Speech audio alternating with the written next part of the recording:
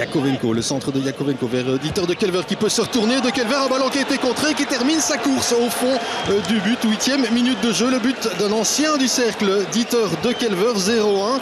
Steinen trompé par un petit rebond, là une déviation dans son rectangle. C'était un centre au départ de Yakovenko et coup de froid sur le Jan Bredel Stadion. Westerlo mène 0-1. Coup de poing, le premier de la rencontre pour Westerlo.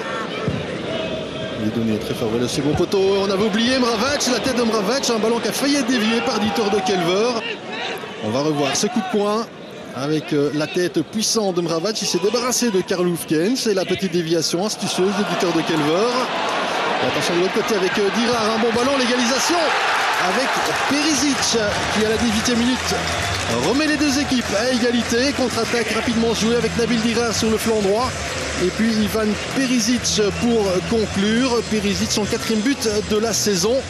Adri Koster à peine rassuré, un but partout, 18e minute de jeu. On revoit cette action, la première vraiment claire de la part des Brugeois. Le bon ballon adressé par Nabil Dirard dans la foulée de Perisic. Aucune chance pour Yves de Winter, un but partout. Perisic avec Odija, c'était joliment fait. Odija qui peut s'avancer, il aime bien comme ça conduire son ballon, frapper et trouver le but pour le 2-1. 21e minute de jeu, directement après l'égalisation. Vadis Odija qui enfonce le clou de loin. Il aime bien comme ça conduire son ballon avancé de 10, 15, 20 mètres pour se mettre en bonne situation pour frapper. Il a trouvé le cadre de Winter, à peine effleuré cette balle, elle était puissante. Cette frappe de Vadis Odija. Déjà récupéré par Korstiens. Yakovenko, ça profite à Dieter de Kelver. Dieter de Kelver pour le 2-2. Et bien voilà, nouvelle égalisation, nouveau but de Dieter de Kelver. 2 buts partout, 28e minute de jeu. Dieter de Kelver. On voit ce ballon récupéré par Korstiens.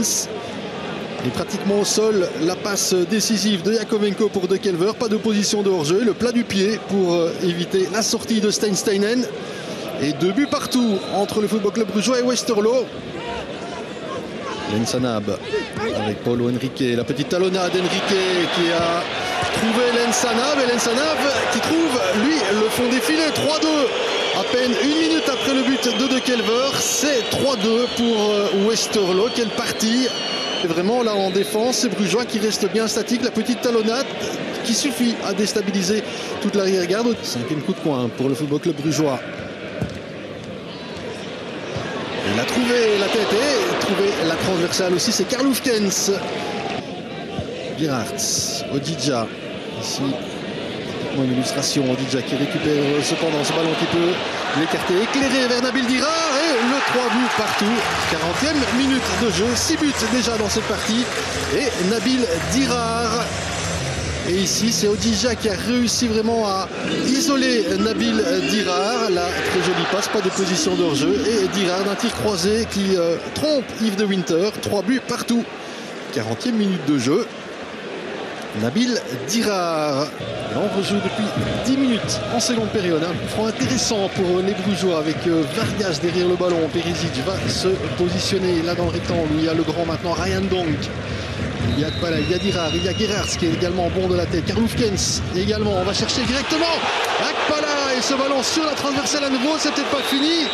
Et l'intervention de Winter, il y avait une position de hors-jeu signalée, un sauvetage aussi de Paulo Henrique sur la ligne. C'est la 2e fois que les Brugeois trouvent le cadre, une fois en première mi-temps avec une tête de Karl Hufkens. Et ici, celle d'Akpala, on rejoue depuis 10 minutes, on n'est pas passé très loin du 4-3.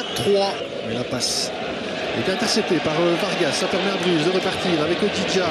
Odija, attention, piège d'hors-jeu, il n'y a pas d'hors-jeu. Akpala qui a bien attendu pour partir au meilleur moment. Akpala qui est contré par Yves de Winter. Excellente sortie du gardien de Westerlo. Vargas, ça va mieux qu'en première période du côté brugeois. Il n'y a plus de position de hors-jeu. Akpala, à nouveau bien placé. Akpala qui glisse à côté du but d'Yves de Winter, sorti à sa rencontre. Odija qui fait sauter vers Vargas. Vargas qui a prolongé de la tête, va pouvoir centrer Vargas, second poteau, Perisic, oh! Comment a-t-il pu louper le cadre? Ivan Perisic, il arrive à toute vitesse, il a mis la tête. Vadis pour Gerhardt. Nabil Dirard. Nouvelle vague brugeoise. Gerhardt. Alors que Dirard est accroché par De Kelver. Le centre de Ryan Dawn, premier poteau. Le trajectoire magnifiquement coupé ici par Perisic qui tout à l'heure avait manqué de précision. Il avait manqué le cadre cette fois-ci. Il inscrit le 4-3, Ivan Perisic, lui aussi doublé ce soir après son but à la 18e, celui-ci à la 74e. Odidja avec Dirard, un petit peu de liberté pour Nabil Dirard. On vous le dit, Jeff Delen monte de plus en plus. Akpala, possibilité d'Akpala et l'arrêt d'Yves de Winter. Il commence à cadrer les Brugeois et de Winter qui doit s'employer alors que Dorji Kouema va monter au jeu. On revoit Nabil Dirard parvient à centrer. Akpala qui s'était isolé à l'entrée du rectangle et de Winter qui ne parvient pas à capter ce ballon mais qui concède un coup de poing. Jens Scholes. Jens Scholes qui fait sauter. Vous voyez, la possession est à l'avantage des Brugeois.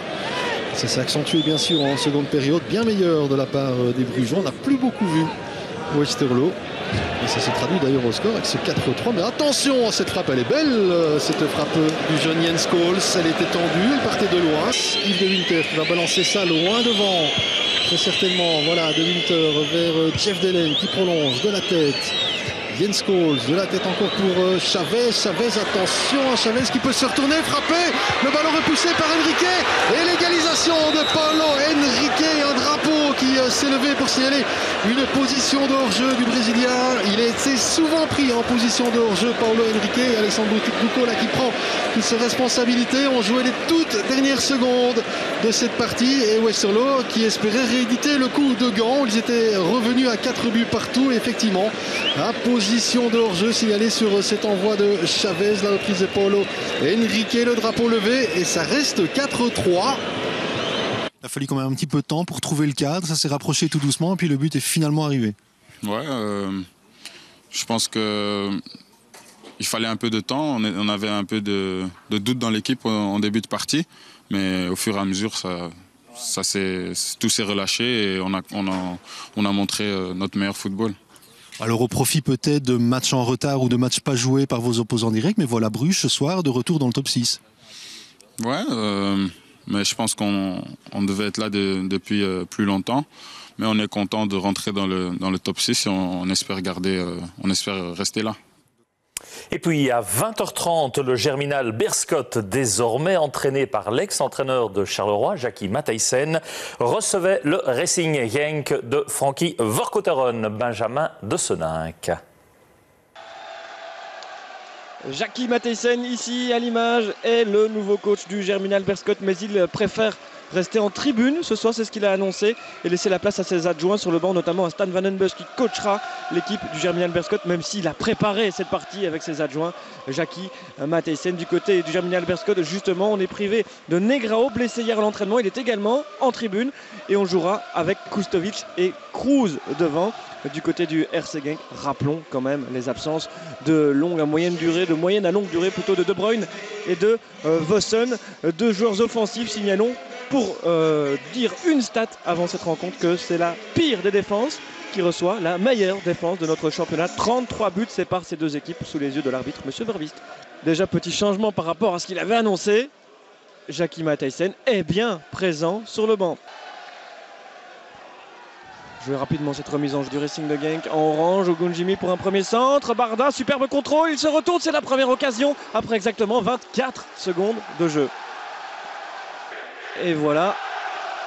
Les supporters du Germinal Beerschot avaient promis 13 minutes de silence. On y est. Et il se réveille enfin. Il se lève, ça crie, ça gronde dans les gradins.